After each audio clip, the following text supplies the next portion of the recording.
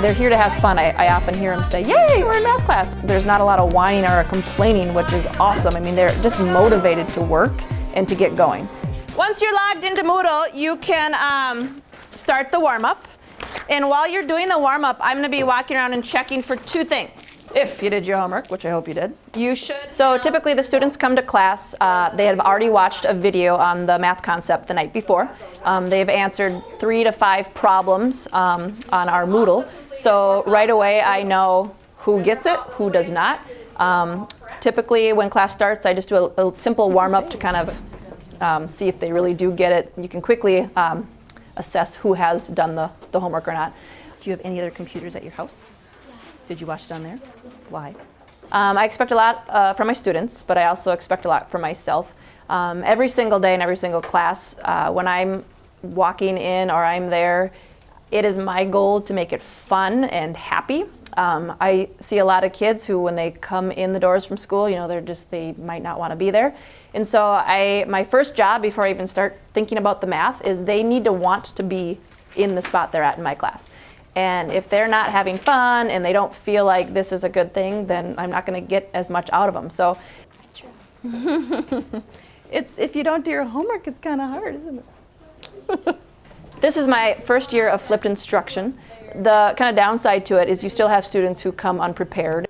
But it actually works out better because they still end up finding a time and place to do this homework. Where in the past, if they came to class and didn't have their bookwork assignment done, half the time I still would never see it. So what I'm noticing is the students who still do come unprepared find time to come in at lunch. I have so many kids saying, can I come in at lunch? Can I stay after? Can I come in the morning? So they're really taking advantage of that extra time, or if they need more help. If you do not understand number 1 and number 2 for the warm-up, what do you think I'm thinking right now? Yes. They know that I'm going to do everything I can to make them successful. And I think when they know that I'm going to do everything in my power to help them, they give me more. So they step up to that plate because they know, hey, this could be a good combination if everybody's doing their part.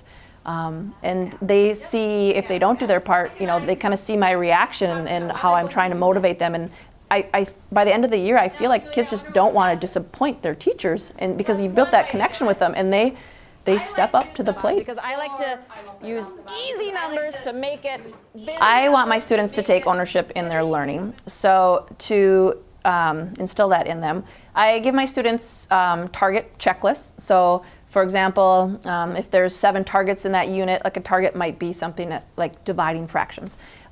They know, okay, I need to know this, and here's my work for it, and then we give them little mini quizzes along the way. That way they know exactly what they need to work on, or what they're successful at. They kind of keep track of their own scores. So it's not me telling them what they need to work on. They know exactly for themselves what they should do. But it's not really about the grade anymore. It's about, this is what I know really well, and this is what I still need to work on. Lance, Olivia, Micah, take out your planner. What's great about these little mini quizzes, they can retake them. And if they need to retake them a lot, they can. And they know that they can't just try it once and then, now I'm going to try it again the next day. They have to show us their proof of practice, which means they're doing a lot of math problems to show us that they get it. As soon as we started doing this, I thought, wow, this is going to be a paper blizzard. This is going to be a lot of kids having to retake things, and they're never going to do it. Totally the opposite. I have kids coming in that are so excited. I need to retake this quiz. Can I do these 10 problems? Yeah, sure, this is great. They come in more asking for help and asking for extra problems. And okay, now can I prove it to you, Ms. Moen, that I get it? And they're excited about it. If you did not finish, that's okay too, because you can always retake it. It's just a good way for me to kind of see where you're at. Formative assessments take place nonstop in my class. For example, when students watch a video and then complete 4 problems on Moodle, that's just a quick way for me to see where the kids are at to adapt the lesson the next day. But another thing is to actually do a quick quiz, which kind of goes along with those target checklists, and that goes on their grade. It's a great way to know, are they on the right track and they are just making little mistakes, or do they really not understand the concept? It's a great way for me to gauge, is it a lot of the class? Because then I need to rethink how I taught that whole lesson. If it's just a few kids, it's great because then I know I can just target those specific kids, and the kids who do get it, then here's what they're doing. Just going to let you know right now the most common mistakes I'm seeing kids make. When you borrow, you're not putting the 1 in the right spot. So half the time in my class, they always hear me say, I love mistakes. I say that actually quite often. And the first time I say that, they look at me like, what is she talking about? No, that's bad. But no, I love mistakes because we use them to talk about how to do problems. And sometimes I will put problems on the board that all have mistakes, and their job is to find them. They kind of pipe up and like, okay, where is it? Let's find it. And so again, it just is more motivation for them to kind of figure out how to do it. If I wanted to steal Quinn's donut, and I'm like, okay, fine, I'll only take a fourth of half of yours. Once you have that kind of that classroom atmosphere of where they're comfortable, and they know that, hey, we make lots of mistakes in here, and we help each other with them, and we talk about our mistakes, we find our favorite mistakes, then the expectation is if you don't get something, then you have to do something about it. Anybody do the most common mistake? 4 to the second is 8. No one? Sweet. Wow, we've come a long way.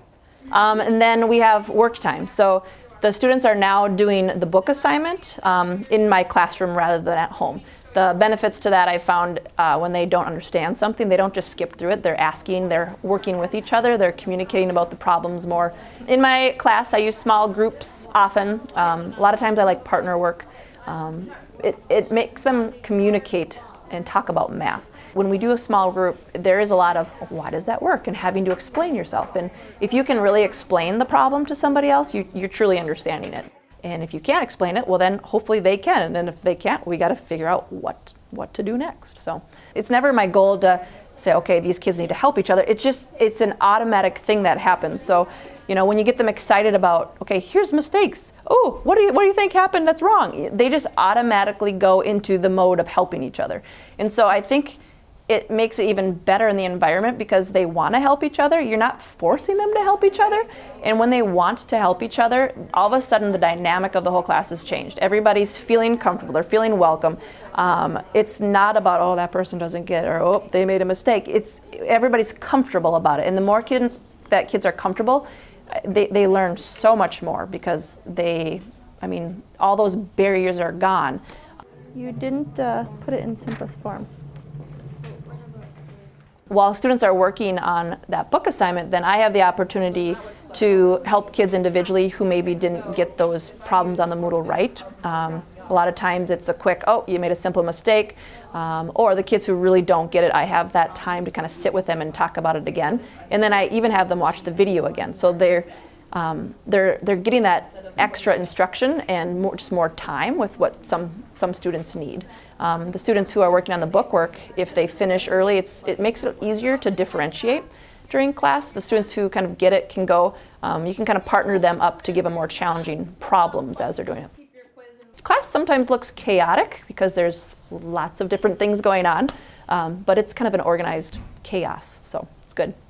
I will not help you with any problem at all until, what do you think? Until they can show me the beginning steps. They can tell me what the problem is about. They've read it a few times. They can tell me what the question is. When you leave my class, I need to set you up so you can solve problems no matter what subject you're in, what type of job you're in. But you need to be able to be a good problem solver, and you need to be able to think all by yourself. Be right there. I always tell them, you can hire me for $50 an hour to follow you around for the rest of your life, and I will do all your thinking for you. Yes. And they think that would be fun and then realize that would be horrible. So we do something called the MPI protocol, and we basically developed that from the reading protocol that I know they've done in the past, the literacy leads. And what that does is it gives them kind of like a checklist of how to think, a checklist of how to do their problem solving. And it has nothing to do with math. It's just, have you read the problem a couple times? What do you know that's important? I would say the majority of the time when a student comes up and asks a question and I say, go do that, they don't come back. They usually then can figure it out on their own. So by students being able to show me that they're successful in the MPI protocol and showing me their thinking and they're using these thinking verbs, they're not only showing me that they can be successful to solve math problems in my class, but they're also going to be able to utilize this process to be able to solve problems outside of my class in other subjects or just in their daily life. So it's really setting them up to be successful in school and outside of school as well. Another expectation for myself is just always being prepared to change things up. So there's so many times where, like I said earlier, there's sometimes organized chaos going on in my room. Sometimes I need to be prepared for all of a sudden half my class isn't ready for the day. So what am I going to do with them and what am I going to do with the others? So just always in my mind, just being ready to think on my toes and change things up if I need. And that helps after you teach for a while, but you just have to be ready for anything. Did we write our homework down already? Yeah. What is it?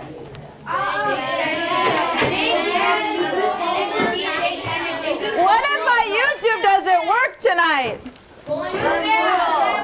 So the satisfaction that you get from watching somebody be really excited that they are successful and you were a part of that happening it's kind of addicting. It's very fun. And my favorite thing ever is conference time when I have a lot of parents say, "What? They're doing great in math? Well, they love math this year. They never liked math." That's really fun for me because then I know the right things are going on in my class.